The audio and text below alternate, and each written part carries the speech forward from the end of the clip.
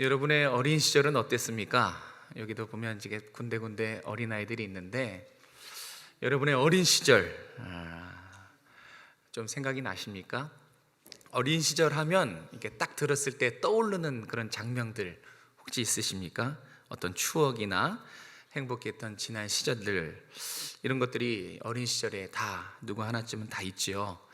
여러분, 교회도 어린 시절이 있는 거 아십니까? 교회도 교회의 어린 시절이 있습니다. 제가 어저께 밤늦게까지 30년사를 다 찾아보면서 교회 어린 시절 몇 장면을 한번 사진으로 준비했습니다. 한번 보여주시죠.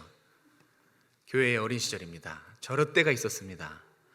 저기 잘 찾아보면 여러분 있어요. 네. 부흥회 때더라고요. 부흥회 때 저게 아마 상가 2층이었던 것 같아요. 저기서 빼곡히 열심히 부흥했던, 기도했던 우리 교회 어린 시절입니다. 또 넘겨주시죠. 저거는 뭔가 이렇게 십자가를 지고 연극하는 그런 모습입니다. 누가 했을지 되게 궁금합니다. 몇 명의 인물이 생각이 나는데 누가 했을지 궁금합니다. 저런 모습도 있었고, 또 한번 넘겨주시죠. 저거는 이제 주일학교예요. 오종성화교회의 주일학교의 어린 시절. 계산해 보니까 저때 저 아이가 지금은 40대, 30대, 40대, 또 저기에 선생님들이 거의 장로님이셨을 겁니다. 장로님들이 이 선생님들로 섬겼을 때, 참 오래 시절이죠. 이 사진은 제가 좋아하는 사진이에요.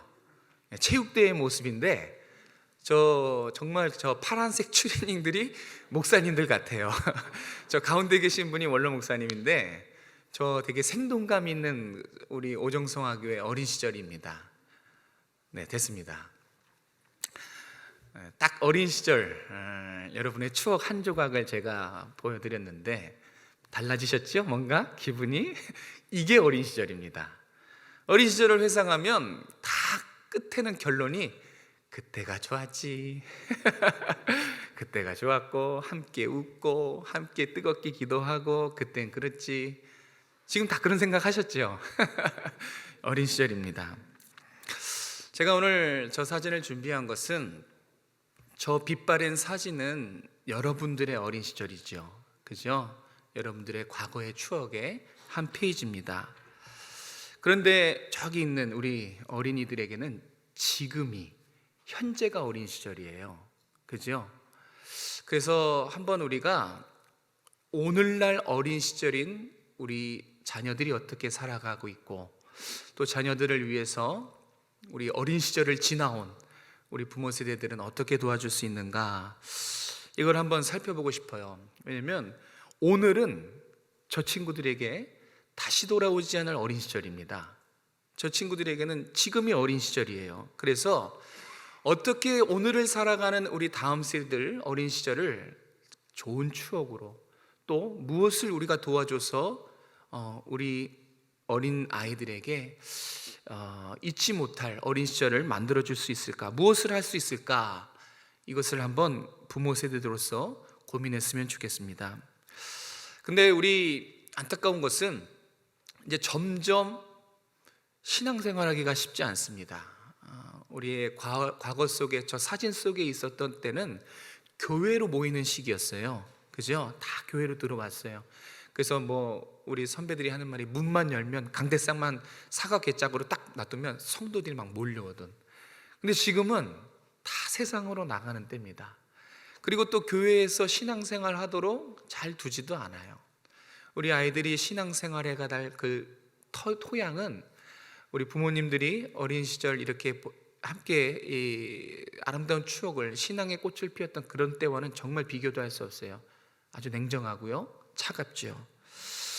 그 현실, 아이들이 이제 맞닥뜨려야 될 현실이 오늘 본문에 있습니다. 오늘 본문의 상황이 딱 우리 아이들이 지금 만날 상황이에요. 그러니까 이 본문의 현실이 지금 여긴 거죠. 지금 여기가 오늘 본문의 상황과 똑같습니다. 우리 1절과 2절 말씀을 같이 한번 읽겠습니다. 1절, 2절 시작. 아이 사무엘이 엘리 앞에서 여호와를 섬길 때에는 여호와의 말씀이 희귀하여 이상이 흔히 보이지 않았더라. 엘리의 눈이 점점 어두워가서 잘 보지 못하는 그때에 그가 자기 처소에 누웠고. 아멘.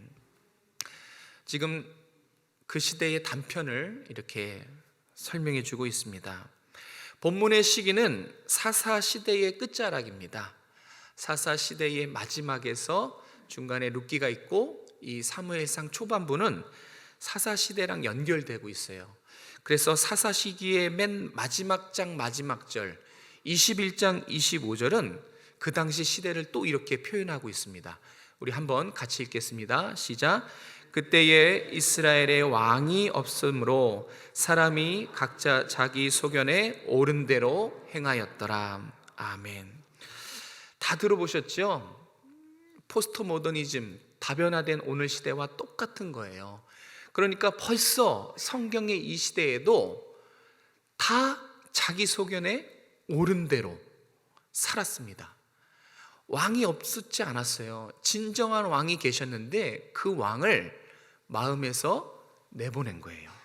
그리고 자기 안에 다 왕이 존재하는데 바로 자기 자신입니다. 그래서 자기 뜻대로 주장하는 거예요. 그러면 한 사람이 그러면 또 몰라도 100이면 100, 1000이면 1000, 모든 사람이 자기 뜻을 주장한다고 한번 생각해 보세요. 자기가 주인이에요. 자기가 왕입니다. 자기가 진리입니다. 그러면 그 사회가 어떻겠어요? 여기도 왕, 저기도 왕, 나도 진리, 너도 진리. 불보듯 뻔하죠. 정말 혼란했을 것입니다. 이게 지금 사사시대의 말기에 이 시대의 지금 일입니다. 엘리가 영적 지도자였을 때, 또 사무엘이 어린 시절, 그 시대예요. 그래서 지금 이 상황은 이스라엘이 하나님과의 이 영적 관계가 아주 멀어졌다는 것을 말해요. 하나님이 그 어디에도 보이지 않아요. 하나님의 말씀도 희귀하고, 하나님의 이상도, 정말 하나님의 기적도 이만큼도 보이지 않는 영적 어두운 시기, 그 현재 시기가 오늘 우리 앞에 펼쳐진 거랑 똑같습니다. 그러니까 우리가 오늘 이 말씀을 그래서 주목해 봐야 돼요. 이 당시의 상황의 모습이 오늘 우리가 살고 있는 상황이기 때문에 분명히 해답도 이 안에 있습니다. 우리가 오늘 귀 기울였으면 좋겠어요. 자, 우리 자녀들이 신앙생활하는 오늘 상황 비슷합니다. 가정에서도, 사회에서도, 심지어 교회에서도 우리 아이들은 살아계신 하나님을 만나지 못해요. 거꾸로 얘기하면 교회와 가정과 사회가 우리 자녀들에게 살아계신 하나님을 보여주지 못하는 거예요. 얼마나 이게 가슴 아픈 현실입니까? 말씀의 능력, 기도의 능력, 이 어마어마한 신앙의 근간들을 보여주지 못해요. 그렇게 보여주지 못하고 어두운 시대를 우리 자녀들이 살아가니까 그게 얼마나 가슴이 아파요. 여러분, 부모로서 그거 보지 못하고 가슴 아파하지 못하면 큰일인 것입니다. 저는 정말 저희 두 아들이 쟤들이 정말 살아갈 신앙생활할 그 시대가 어느 시대일까, 참 어떨까 생각하면 좋지가 않아요. 마음이 좀 이 밑에서부터 답답해집니다. 정말 그런 어두운 시대, 하나님의 말씀이 희귀하고 기도의 능력과 또 말씀의 능력과 하나님 살아계심을 어디에도 저 아이들이 볼 수 없는 그 현실, 그런 시대를 살고 있어요. 앞서 살아간 우리 부모들이 무엇을 해줄 수 있을까요? 우리 자녀의 오늘 어린 시절을 위해서 저와 여러분이 목숨 걸고 해야 될 두 가지 사명이 있습니다. 오늘 그것을 함께 나눠보려고 합니다. 첫 번째는 뭐냐면 영적으로 깨어있는 부모가 되십시오. 오늘 분명히 엘리의 모습을 보여줘요. 근데 그것은 반면교사입니다. 이러면 안 돼. 그러니까 거꾸로 말하면 우리에게는 깨어있는 부모가 되라고 오늘 성경은 말씀해주고 있어요. 우리 5절과 6절 찾아서 읽겠습니다. 5절 6절 시작. 엘리에게로 달려가서 이르되 당신이 나를 부르셨기로 내가 여기 있나이다 하니 그가 이르되 나는 부르지 아니하였으니 다시 누우라 하는지라. 그가 가서 누웠더니 여호와께서 다시 사무엘을 부르시는지라. 사무엘이 일어나 엘리에게로 가서 이르되 당신이 나를 부르셨기로 내가 여기 있나이다 하니 그가 대답하되 내 아들아 내가 부르지 아니하였으니 다시 누우라 하니라. 아멘. 어쩌면 정말 하루 종일 이와 같은 일이 있었을 수도 있어요. 근데 다행히 이 사무엘이 왔다 갔다를 몇 번 합니까? 8절에 보니까 이제 세 번째, 그죠? 세 번째 저를 부르셨습니까? 하고 달려왔을 때 그제서야 엘리가 하나님께서 이 아이를 부르시는구나 라고 깨닫습니다. 그래서 성경은 지금 엘리와 사무엘을 그 두 사람의 모습을 아주 자세하게 설명해 주고 있어요. 먼저 사무엘입니다. 7절 말씀에 보면 사무엘이 아직 경험하지 못했다. 그러니까 어려서 하나님의 음성과 사람의 음성을 분별하지 못했다라고 사무엘을 대변해 주고 있어요. 그러니까 어려서 아직 경험이 없어서 미천해서 지금 상황을 분별하지 못했다라고 말하고 있고, 그럼 엘리는 어떻습니까? 엘리가 알아채지 못하는 것은 경험이 없어서가 아니라는 거예요. 몰라서가 아니라는 거예요. 그가 눈이 어두워서 몰랐다 그래요. 여기서 눈이 어두웠다는 것은 그냥 나이가 들어서 노안이 되어서 침침해졌다는 뜻이 아니에요. 영적인 의미가 포함되어 있어요. 깨어있지 못했다는 거예요. 그러니까 사무엘은 어려서 경험이 없어서 이 현상을 알아채지 못했다면 분명히 알아차렸어야 할 영적 지도자, 영적인 부모인 엘리는 깨어있지 못해서 지금 이 상황을 분별하지 못했다라고 두 인물을 비교하고 있는 것입니다. 여러분, 가정의 영적 권위자인 부모가 지금 엘리처럼 이런 현상이라면 그 가정 어떻겠습니까? 그 자녀 어떻겠습니까? 영적 위기예요. 자녀들도 영적인 비상사태입니다. 부모가 깨어서 자녀들에게 믿음으로 인도해주고 가르쳐줘야 되는데 자녀도 부모가 잠자고 있어요. 부모가 영적 소경입니다. 하나님이 말씀하시는 것, 하나님이 찾아오시는 것을 분별하지 못해요. 그런 가정이라면, 그 가정이 오늘 우리의 가정이라면 위기입니다. 그 자녀들도 위기예요. 그 자녀의 어린 시절은 이미 빨간불이 들어온 거예요. 여러분, 하나님을 경험해 보지 못한 우리 자녀들, 여기 있는 자녀들, 우리 하나님을 경험해 보지 못한 자녀들에게 가장 필요한 것은 영적인 메시지를 분별해서 알려줄 수 있는 어른이에요.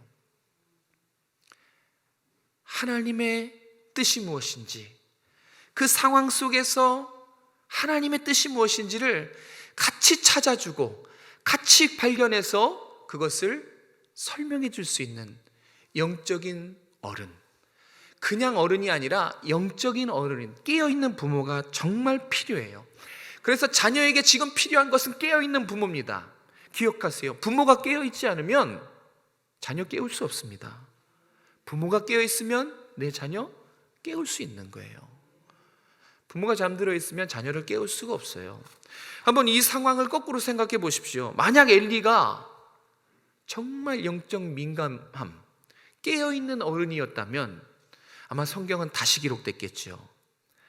아마 뭔가 대번 알아차렸을 것입니다. 곧바로 반응했을 것입니다. 사무엘, 하나님이 널 부르시는 것 같구나. 같이 한번 기대해 보지 않을래? 이렇게 반응했었을 것이라고요. 그런데 안타깝게도 대제사장이면서 영적 권위자면서 영적인 부모 엘리는 잠들어 있는 부모였어요. 잠들어 있는 신앙인이었어요. 보세요. 다 지나가고 나중에서야 깨닫는, 정말 영적인 그 감각이 전혀 없는 잠들어 있는 그런 신앙인이었습니다. 자, 이런 부모, 이런 어른이 가장이고 또 사회의 리더고 그러면 어떻겠습니까? 저도 되게 이 말씀이 저한테 두렵고 떨린 말씀입니다. 여러분 한번 생각해 보세요. 제가 깨어있지 않으면 여러분 어떻게 깨우겠습니까? 말은 할 수 있어요. 설교는 할 수 있어요. 그런데 깨어있지 않은 상황에서 던지는 말은 하나도 힘이 없어요. 깨어있는 상태가 되어야 말을 할 때 성도들이 그 말을 무겁게 받아들이는 거예요. 똑같은 위치예요. 여러분이 깨어있지 않은 상황에서 말로 자는 잔소리, 말로 깨닫게 하는 것은 그냥 아이들도 압니다. 이미 자녀들은 다 알아요. 아, 또 잔소리구나. 이런 것들로는 자녀를 깨울 수 없어요. 변화시킬 수가 없습니다. 엘리가 그랬어요. 그렇게 영적으로 무감각한 상태로 그렇게 가장이었고 그렇게 이스라엘의 영적 지도자였습니다. 참 답답하죠. 어쩌다가 엘리가 이와 같은 상황이 됐습니까? 어떻게 영적인 무감각이 전혀 없는, 그저 그냥 그 영혼이 조용한, 죽은 것도 아니고 산 것도 아니고 그냥 숨만 쉬는, 어떻게 그렇게 영적으로 무감각한 어른이 되었을까? 엘리가 놓친 게 뭘까요? 엘리가 놓친 것은 다름 아닌 하나님입니다. 하나님을 놓쳤어요. 여러분, 하나님을 놓치면 큰일 나는 거예요. 엘리를 보십시오. 하나님을 놓치면 이렇게 가정과 자녀들이 영적 위기를 겪게 되는 거예요. 기억하세요. 부모가 깨어 있어야 돼요. 부모가 말씀과 기도로 깨어 있어야 단지 지금은 자녀가 방황할 수 있어요. 그래도 부모가 깨어 있어야 내 자녀 언젠간 깨울 수 있는 것입니다. 여러분이 하나님을 끝까지 포기하지 않고 붙들고 있어야 여러분의 자녀 신앙생활을 지도해 줄 수 있는 거예요. 포기하지 마십시오. 여러분이 잠들면 가정 잠들게 돼 있어요. 자녀의 어린 시절인 오늘 잠든 시대로 만들 수 있어요. 여러분 깨어 있으시길 주님의 이름으로 축복합니다. 자, 두 번째, 그럼 부모로서 목숨 걸고 해야 될, 내 자녀를 위해서, 자녀의 어린 시절을 위해서 해야 될 일은 무엇인가? 자녀가 주님을 인격적으로 만나도록 힘쓰십시오. 여러분의 자녀 주님을 인격적으로 만나도록 여러분이 힘쓰셔야 됩니다. 우리 9절 말씀을 같이 읽겠습니다. 9절입니다. 시작. 엘리가 사무엘에게 이르되 가서 누웠다가 그가 너를 부르시거든 내가 말하기를 여호와여 말씀하옵소서 주의 종이 듣겠나이다 하라 하니 이에 사무엘이 가서 자기 처소에 누우니라. 아멘.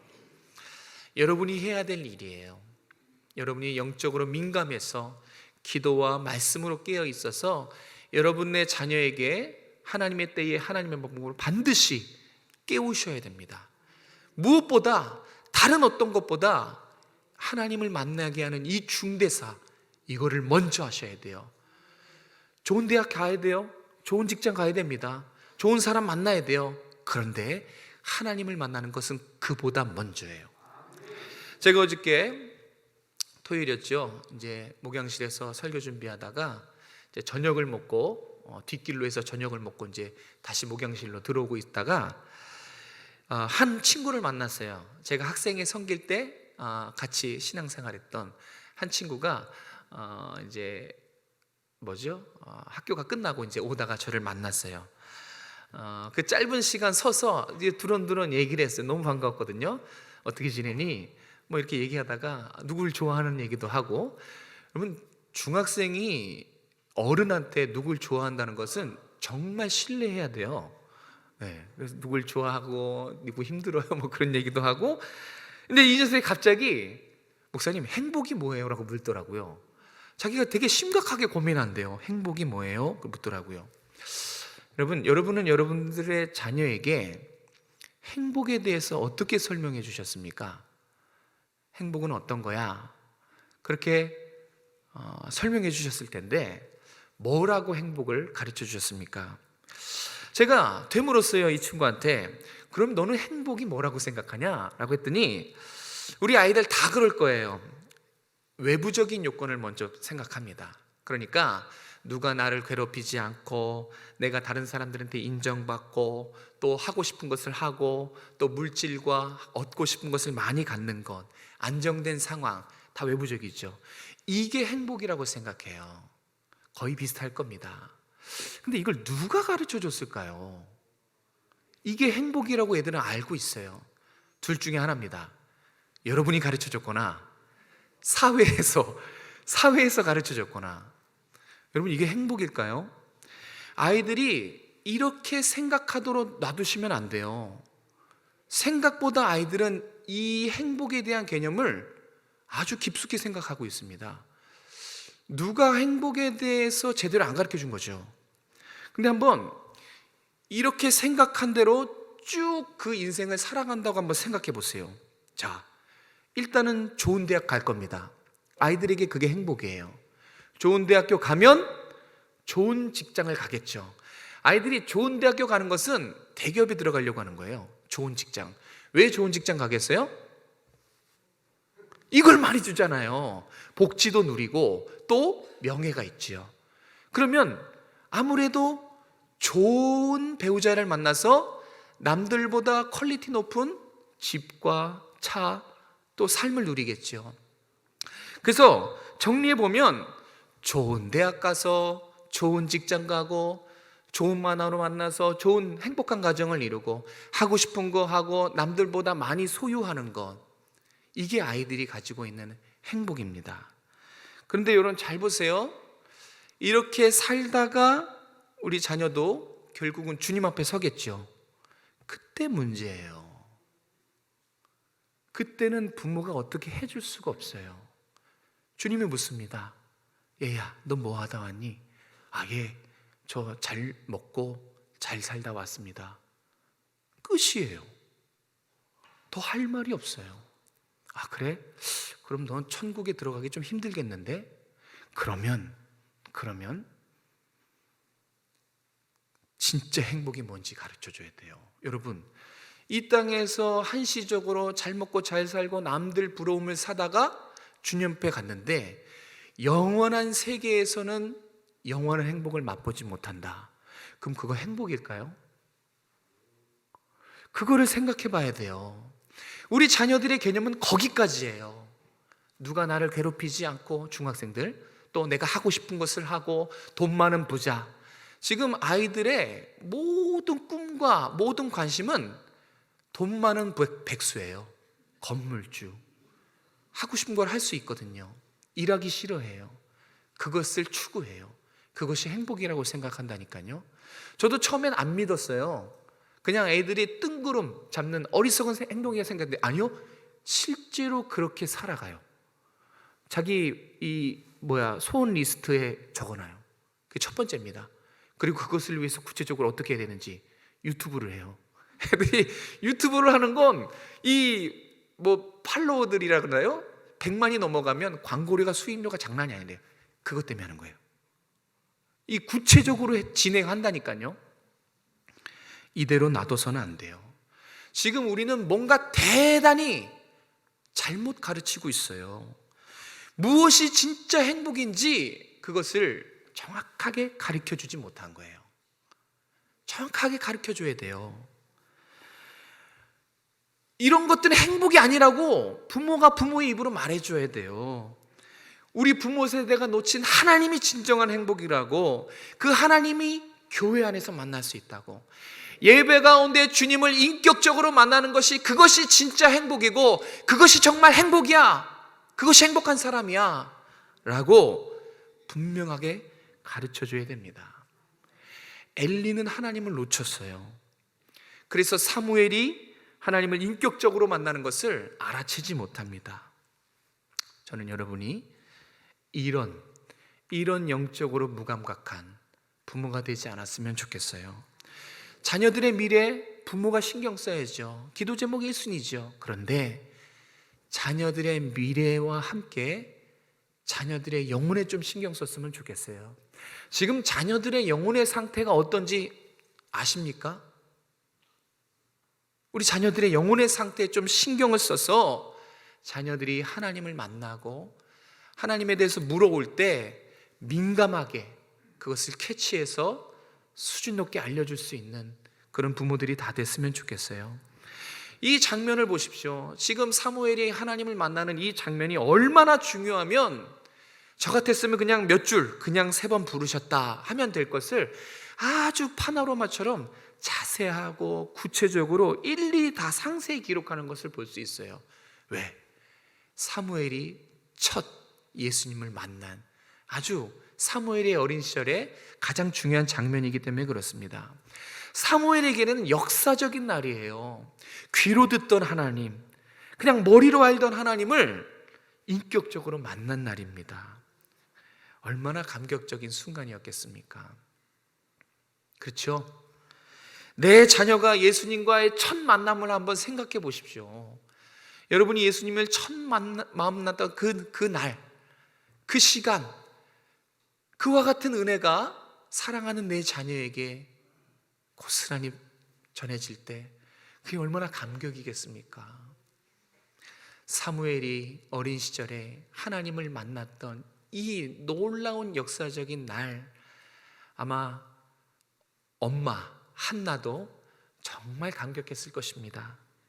내 자녀의 구원의 문이 활짝 열린 날, 정말 내 자녀가 비로소 행복이 뭔지를 발견한 날, 이보다 더 좋을 수 있는 게 뭐가 있겠습니까? 세상의 그 어떤 행복과도 비교할 수 없는 것입니다. 여러분, 지금 우리 자녀들에게 가장 필요한 것은 좋은 대학 가는 거, 좋은 직장 가는 거, 그거 잠시 미루십시오. 세상의 선곡이 아닙니다. 지금 우리 아이들에게 긴급하고 가장 중요한 것은 하나님을 인격적으로 만나는 것입니다. 여러분, 자녀들에게 좀 자세히 알려주십시오. 하나님을 어떻게 섬겨야 하는지, 어떻게 하나님을 섬겨야 하는지, 여러분이 처음 만났던 그 감격스러운 것들을 정말 자녀들에게 구체적으로 말해 주십시오. 식탁교제 안에서도 할 수 있어요. 루터는 자녀들을 그렇게 가르쳤대요. 일일이 다 찾아서 공부하지 않고 밥 먹는 시간에 그냥 신앙을 나눴대요. 자기가 만난 하나님, 위기 속에서 어떻게 해야 되는지, 그렇게 식탁 속에서 자녀들에게 가르쳐 줄 수도 있어요. 그리고 잠잘 때 기도해 줄 수도 있고, 잠시 잠깐 그렇게 신앙을 공유할 수 있는 거예요. 우리 지금 청년들, 청소년들 정말 절망의 상황에 있습니다. 너무 힘들어해요. 사회가 예전 같지 않아요. 차갑습니다. 우리가 그렇게 청년 때 살던 그와 같은 상황은 기대조차 하지 마십시오. 우리 자녀들 앞에 놓인 것은 정말 살벌한 경쟁주의, 정말 밟고 올라서지 않으면 실패자로 나고 찍히는 그런 상황이지요. 그런 절망 가운데 있을 때 여러분들이 하실 수 있어요. 어떻게 하나님을 의지했는지를 가르쳐 줄 수 있어요. 아이들이 원하는 것은 그거예요. 이 절망 상황 속에서도 아이들이 해볼 거 다 해보지 않겠습니까? 안 되는 거 아이들도 알아요. 그럴 때 부모들이 찾아가서 기도해 주면서, 야, 나도 이렇게 살아봤는데 안 되더라. 그런데 신기하게 하나님을 의지하더니 놀라운 평화를 주셨더라. 아이들이 두려움 가운데 듣고 싶은 것은 그런 하늘의 메시지입니다. 여러분이 그렇게 실제적으로 하나님을 경험했던 가슴 뛰는 그런 살아있는 메시지들을 지금 아이들은 듣고 싶어 해요. 여러분에게 도전합니다. 더 늦기 전에 지금도 우리 삶에 살아 역사하시는 그 하나님의 경험을 침을 튀겨가면서 아이들에게 들려주십시오. 그거 들려주셔야 돼요. 그게 신앙의 전수예요. 정말 아이들은 모를 수 있어요. 여러분, 우리 생각에는 아이들이 알겠지 하지만 아니요, 말하지 않으면 몰라요. 제가 그래서 초코파이는 좋아하는데 초코파이 선전은 별로 안 좋아해요. 초코파이 선전이 그래요. 말하지 않아도 뭐래요? 근데 그게 어떻게 아냐고. 사랑하는 사이에도 부부관계도 말해줘야지 알아요. 말해주지 않으면 착각만 할 수 있어요. 이신전심, 그 위험합니다. 말해야 돼요. 자녀는 모를 수 있어요. 말해줘야 돼요. 그런 위기 속에서는 어떻게 해야 하는지, 지금도 하나님이 살아계시다는 그 단순한 신앙의 원리를 계속 들려주세요. 그러면 어느 순간에 확 꽂힙니다. 정말이구나. 자기가 코너에 몰려서 이 방법 저 방법 다 사용해서 안 되는데 기도의 능력을 힘입을 때 이거 생각대로 되는 게 아닌데 하나님이 해주셨네. 그러면 그때 부모님께서 계속 말씀해 주셨던 하나님 살아계시다, 그때 그것을 깨닫는 거예요. 주님이 우리 자녀에게 원하시는 것도 바로 이겁니다. 여러분의 자녀들의 영혼이 진짜로 원하는 것은 우리 부모님이 만난 하나님을 나의 하나님으로 만나는 거예요. 그 장면을 주님도 원하세요. 주님이 원하시는 것은 여러분의 자녀가 오늘 사무엘이 인격적으로 주님을 만나는 것처럼 주님을 만나는 겁니다. 그런데 주님은 늘 우리 자녀들 옆에 계세요. 영안이 열려야 되는 것이죠. 여러분, 하나님을 아는 것 그리고 하나님에 대해 아는 것, 이 차이 아십니까? 이거 두 개는 정말 달라요. 그런데 우리가 깜빡 속는 게 있어. 하나님에 대해 아는 거를 하나님 안다고 생각하고 신앙생활하는 경우가 참 많아요. 하나님을 아는 거하고 하나님에 대해 아는 것은 정말 다릅니다. 제가 손흥민 선수를 참 좋아해요. 손흥민 선수를 압니다. 유럽의 어느 군안에 있고 몸값이 얼마고, 그리고 손흥민 선수의 아버지가 누구고, 그 유튜브를 챙겨봤거든요. 손흥민 선수를 저도 알아요. 그런데 한 번도 손흥민 선수를 만난 적이 없어요. 같이 식사한 적도 없습니다. 서로 바쁘기 때문에 만난 적이 없고 진지한 대화를 나눈 적이 없어요. 저도 엄청 바쁘거든요. 저도 바빠요. 그래서 만나서 서로 이야기한 수가 없어요. 그런데 이렇게 손흥민 선수에 대해서 아는 것은, 그것은 성경에서 말하는 아는 것이 아니에요. 여러분, 이렇게 식사도 한 적 없고 서로 경험한 적도 없고 체험한 적도 없는데 그냥 지식을 알고 정보를 아는 것은 아는 게 아니고 그 지식을 가진 겁니다. 그 정보를 이 머릿속에 넣고 있는 거예요. 이건 달라요. 이것은 아는 게 아니에요. 우리 아이들도 하나님에 대해서는 기가 막히게 알아요. 설교를 얼마나 많이 들었겠어요. 그죠? 분방 공부를 얼마나 많이 하겠습니까? 그런데 이것은 하나님을 아는 게 아니에요. 제가 좀 전에 설명했듯이 이거는 하나님에 대해 아는 거예요. 하나님을 인격적으로 만나서 하나님을 체험적으로 만나야 그게 성경에 표현한 하나님을 아는 겁니다. 하나님을 인격적으로 만나기 전까지는 그래서 하나님을 모르는 거예요. 우리 아이들은 하나님에 대한 지식을 아는 겁니다. 하나님에 대한 정보가 그냥 머릿속에, 두뇌 속에 있는 거예요. 진짜 하나님을 만나게 해줘야 돼요. 우리 아이들의 신앙이 단순히 머릿속에 하나님의 지식을, 정보를 넣어놓는 걸로 끝나게 만들면 안 돼요. 의외로 많아요. 의외로 많습니다. 하나님을 만나게 해야 돼요. 하나님을 인격적으로 체험해야, 그래야 우리 아이들이 비로소 우리 부모가 만난 하나님을 나의 하나님으로 영접하는 거예요. 그거를 하나님이 너무 원하시는 거예요. 그건 여러분도 원하시잖아요. 그죠? 기도하셔야 돼요. 깨어 있어야 됩니다. 지금 이 본문을 보세요. 다시 본문으로 돌아갑니다. 하나님께서 우리에게 이 지금 본문에 한 시대를 함께 살았던 부모 세대와 다음 세대 같이 이렇게 보여주고 계세요. 엘리를 통해서, 영적으로 잠든 부모 엘리를 통해서 반면교사로 보여줘요. 이러면 안 된다. 그리고 하나님을 인격적으로 만난 자녀 사무엘을 통해서 진면교사를 가르쳐줘요. 두 세대를 나란히 놓고 보게 하세요. 부모 세대를 통해서 반면교사 시키고 다음 세대를 통해서 친면교사를 시켜요. 이거는 하나님의 의도가 있는 거예요. 저는 묵상해 보니까 그래서 하나님의 진심이 여기 있구나. 왜 하나님이 엘리의 부모 세대, 다음 세대인 사무엘을 동시에 보여주고 우리에게 말씀하시는가? 간단해요. 엘리의 시대처럼, 엘리처럼 그렇게 잠들어 있는 부모가 되지 말라는 거예요. 그렇게 해서는 자녀들을 인격적으로 주님을 만나게 할 수 없다는 것입니다. 살아있는 신앙을 전수해주기 위해서는 깨어있는 부모 세대가 다음 세대를 세우는 거예요. 그래서 이 반면교사의 모습을 보여주고 진면교사의 모습을 보여주는 거예요. 그러니까 하나님이 보고 싶어하는 장면은 아주 명확합니다. 깨어있는 여러분이 다음 세대를 세우는 거예요. 다음 세대에게 신앙을 전수하는 거예요. 그래서 부모 세대와 다음 세대가 같이 협력해서 가정을 일으키는 거예요. 우리의 자녀들을 충성스러운 하나님의 일꾼으로 세우는 거, 그리고 자녀들이 이 교회를 건강하고 견고한 하나님의 집, 하나님의 교회를 세우는 거, 아름답게 세우는 거, 그거 보고 싶으신 거예요. 그래서 일부러 부모 세대의 반면교사의 모습을 보여줬어요. 이러지 말라고, 이래서는 안 된다고. 그러면서 오늘을 살아가는 다음 세대의 모습을 보여주는 겁니다. 지금 다음 세대들이 굶주려 있어요. 하나님에 대해서 정말 영적인 갈급함을 굶주려 있어요. 이 자녀들에게 누가 하나님의 사랑, 누가 십자가, 누가 하나님의 살아계심을 증거합니까? 가장 옆에 있는 부모예요.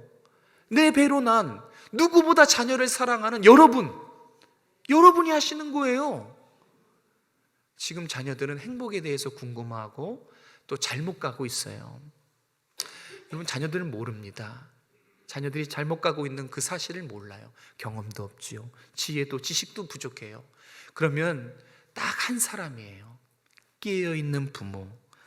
바로 여러분이 여러분의 자녀들을 하나님 만나게 해줄 수 있는 가장 중요한 존재라는 것입니다. 아직 등불이 꺼지지 않았다. 3절에 보면 아직 등불이 꺼지지 않았다라고 말씀해요. 성막에는 지성소에는 성소에는 이 등불이 있죠. 그래서 저녁부터 아침까지 제사장이 불 관리를 했어요. 그래서 평생 꺼지지 않는 불이 이 지성소의 등불입니다. 그런데 이 등불이 의미하는 것은 뭐냐면 하나님의 시선이에요. 하나님이 지금 계속해서 사무엘을 보고 계시는 겁니다. 어두워지고 엘리처럼 영적으로 무감각한 부모들이 가득한 깜깜한 그 시대에 하나님의 시선은 다음 세대를 비추고 계시는 거예요. 우리가 말로 해서 이미 자녀들은 컨트롤이 안 될 겁니다. 지도가 안 돼요. 우리가 할 수 있는 게 아니라는 것이죠. 하나님의 비추심, 다음 세대들을 향한 하나님의 계획, 우리 가정을 향한 하나님의 꿈, 그것을 신뢰하시기 바랍니다. 하나님을 의지하시기 바라요. 하나님을 붙잡으면 가정은 회복되고 자녀가 살아나겠지만 하나님을 놓치는 순간 엘리처럼 무감각해지고 영적인 감각이 다 사라지는 거예요. 그러면 가정도 자녀도 빨간불이 들어오게 되는 것입니다. 이 자녀들을 세우는 이 놀라운 과업, 이것을 위해 하나님은 쉬지 않으십니다. 계속해서 하나님은 자녀들을 비추고 계실 것이고 우리 부모들을 깨울 거예요. 말씀의 자리로 인도할 겁니다. 기도의 자리로 여러분들을 막 부추길 거예요. 왜? 다음 세대들을 깨우기 위해서 먼저 부모 세대가 살아있어야 되기 때문입니다. 말씀을 정리합니다. 주위를 둘러보십시오. 가정도 그렇고 사회도 그렇고 나라도 그렇고 우리 자녀들도 그렇고 이미 아이들의 어린 시절에는 빨간불이 벌써 계속 들어오고 있어요. 영적으로 심각한 시기라는 것입니다. 방황하는 자녀들에게 더 늦기 전에 하나님을 만나는 것이 행복이다라고 가르쳐 주시길 바랍니다. 다 잘해도 다 가져도 하나님을 모르면 아무것도 아니라는 거 빨리 가르쳐 주십시오. 아이들은 몰라요. 여러분이 말해 주셔야 돼요. 자꾸 세상처럼 추구하지요. 성공, 외모, 뭐 하려고 자꾸 이렇게 하는데 그거 하나님을 모르면 하나님 안에서 그런 것이 필요한 것이지 하나님을 놓치고 세상을 쫓아가면 아무 소용없다고 그거 말해 주셔야 돼요. 알아요 해도 계속 말해 주셔야 돼요. 무엇보다 여러분의 자녀들이, 방황하는 자녀들이 예수님과의 감격적인 첫 만남, 이것이 있을 수 있도록 여러분 깨어 기도하셔야 돼요. 저도 저희 부모들이 제가 엇나갈 때 저희 부모님이 계속 기도하셨어요. 나중에 알았어요. 눈물로 기도하시는 것은 부모의 기도는 공짜가 없어요. 네, 여러분이 눈물로 기도하면 그 상황과 그 순간은 뭔가 달라지는 것은 없어서 절망스러울 수 있지만 하나님은 일하세요. 결국은 끝끝내 그 기도를 응답하시는 하나님은 일하세요. 공짜가 아닙니다. 여러분이 지금도 계속해서 여러분의 자녀들이 하나님 만나도록, 예수님을 영접하도록 다른 어떤 것보다 이게 중요해요. 여러분에게 제일 중요한 것은 뭡니까? 깨어서 우리 자녀를 위해서 기도하는 거, 자녀가 하나님 만나는 거, 하나님 이후에 행복한 삶을 살도록 하는 거, 그게 여러분에게 제일 중요한 소임이에요. 믿으시는 여러분 되셨으면 좋겠어요.